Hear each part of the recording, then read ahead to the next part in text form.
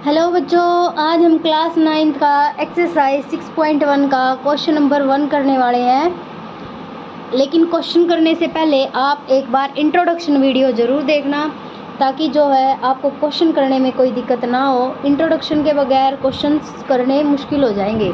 तो जिसने भी इंट्रोडक्शन की वीडियो नहीं देखी है वो अभी के अभी इंट्रोडक्शन वीडियो देख के फिर क्वेश्चन करें।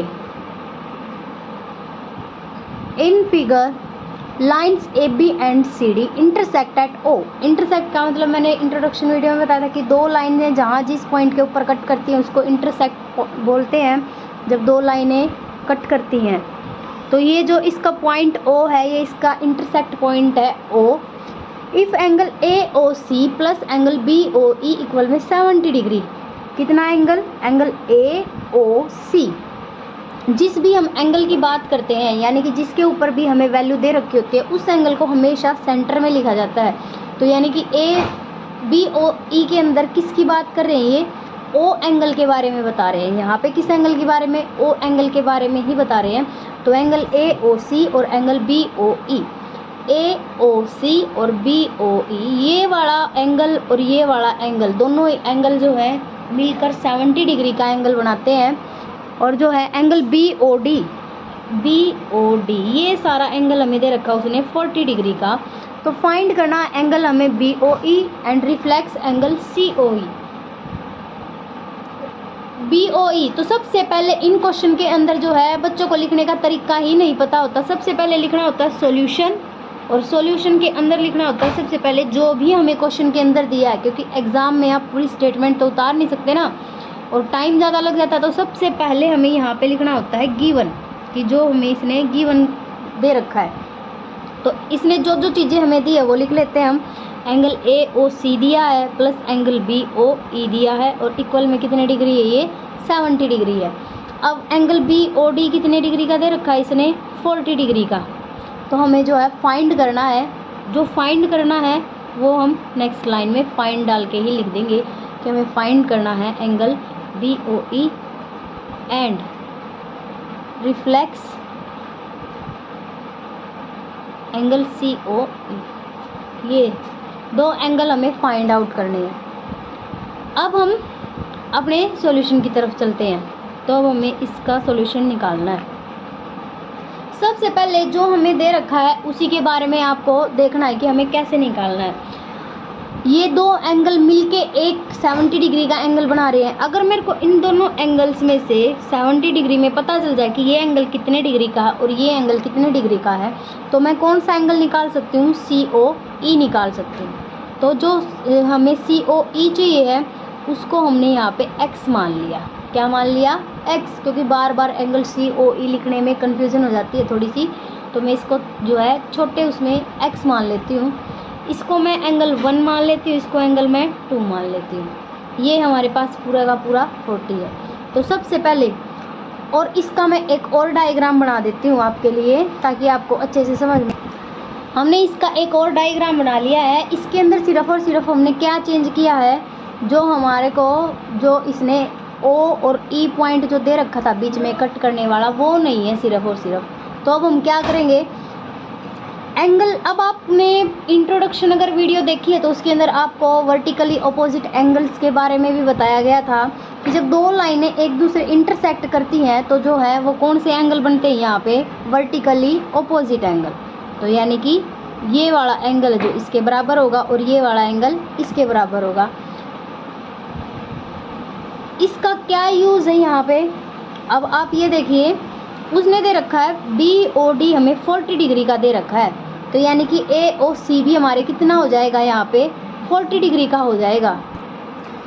तो देखिए ये वाला एंगल जो हमें 40 डिग्री का दे रखा था, तो ये भी 40 डिग्री का दे रखा है। तो ये दोनों क्यों हो गए?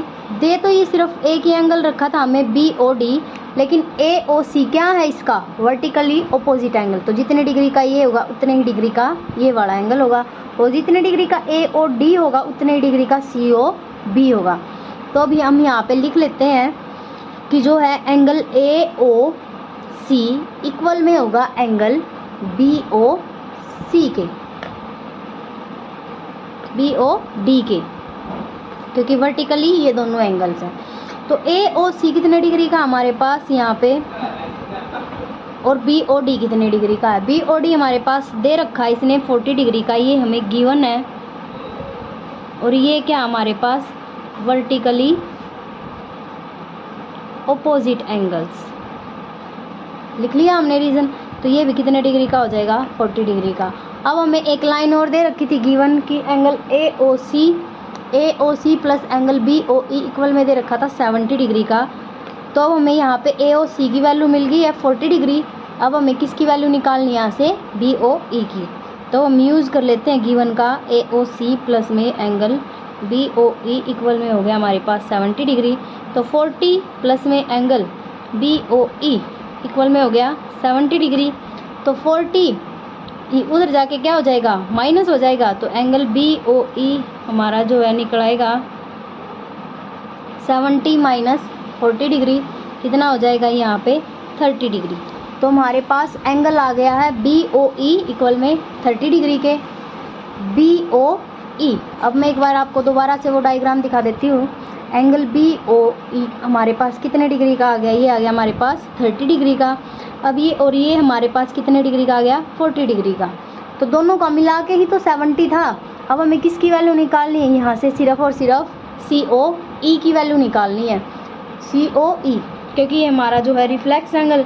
अब देखिए एक हमने पढ़ा था linear pair axiom. Linear pair क्या होता है कि जो है, इस लाइन को मैं कुछ देर के लिए छिपा लेती हूँ। तो ये जो ऊपर वाला जो हिस्सा है लीनियर पेयर एक्सियम शो कर रहा है, यानी कि एक सेट स्ट्रेट लाइन के ऊपर कितने डिग्री एंगल होता है, सिर्फ और सिर्फ 180 डिग्री का एंगल होता है। तो यानी कि ये पूरा एंगल मिलके कितने डिग्री का एंगल बना रहा है, 180 डिग्री का। तो मैं इन सभी एंगल्स को यहाँ पे लिख लेती हूँ। कैसे लिखेंगे, एंगल 1 प्लस x प्लस में एंगल 2 इक्वल में कितना हो जाएगा 180 डिग्री। 1 हमारे पास कितने डिग्री का एंगल आया 40, और x हमें निकालना 2 कितना 30। सारी की सारी वैल्यूज़ यहाँ पे हम लिख लेते हैं। क्या आ जाएगा 40 प्लस में x प्लस में 30 डिग्री इक्वल में हो जाएगा 180 डिग्री। तो x इक्वल में हो जाएगा 180 माइनस में 70 डिग्री, और x की वैल्यू कितनी आ गई हमारे पास 1110 डिग्री। अब x की वैल्यू, x एंगल कौन सा है, लेकिन x एंगल है COE। तो COE कितना आ गया हमारे पास 110। तो हमें जो है रिफ्लेक्स एंगल निकालना है। रिफ्लेक्स एंगल भी मैंने बताया था कि रिफ्लेक्स एंगल कितने से कितने बीच में होता है। हमारा जो रिफ्लेक्स एंगल होता है वो होता है 180 से लेके 360 तक का होता है। और रिफ्लेक्स एंगल यानी कि इनसे बड़ा नहीं हो सकता। तो अब हम क्या करेंगे, इसको 360 में से माइनस कर देते हैं इस वैल्यू को। तो कितनी आ जाएगी, रिफ्लेक्स एंगल निकालने के लिए हमें पहले तो उस एंगल की वैल्यू फाइंड आउट करनी होगी, फिर हमें उसको 360 में से माइनस करना होता है।